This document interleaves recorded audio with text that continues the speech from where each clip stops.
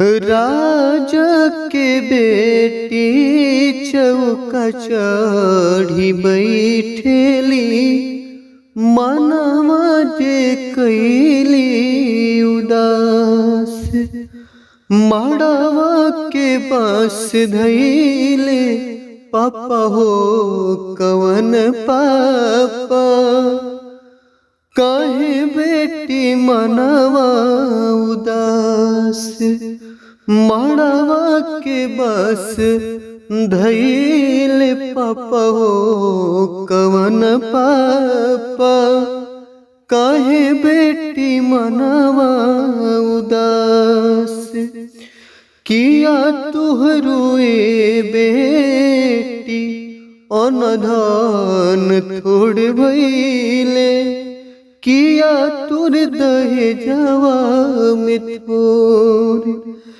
किया तुहरुए बेटी अनधन थोड़ भइले, किया दहेज तोर थोर। अरे नाही मोरे बाबूजी अनधन थोर भइले, नाही दहेज मोर थोर।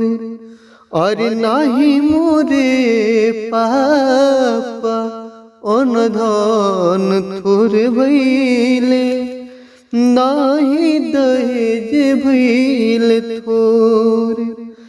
भैया के दिहला पापा राजहंस घोड़ावा, अरे भैया के दिला पापा राजहंस घोड़ावा।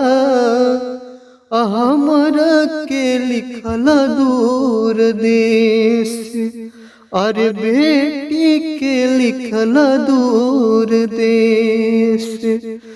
अरे भैया के शोभे बेटी पापा के चौपलिया, दुलारी बेटी के शोभे ससुराल।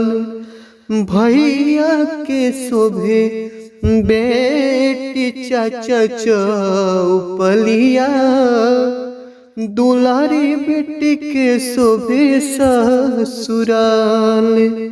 राजा के बेटी चौकवा प बैठेली, मनवा जे कैली उदास।